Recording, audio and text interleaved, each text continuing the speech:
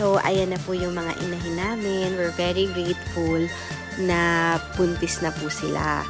Twice na po namin chinek kung maglalandi pa po ulit yung mga baboy namin. And luckily, hindi naman po. So, for sure, buntis na daw po, sabi ng technician namin. So, nung June 11 and June 15 po sila napa-AI. Kaya po, we were expecting na October 5 and October 9 yung due date nila. Hopefully po, marami po silang ianak. Kaya, para po marami po kami maging biyaya at maging fattener. So, first time lang po namin magkakaroon ng sarili naming piglets. Kasi po, normally, binibili lang po namin. So, sa pagtsatsaga, ayan, magkaroon na po kami ng 2 inahin. And meron pa po kaming waiting na isang dumalaga. Yun lang po. Sige po. Bye-bye!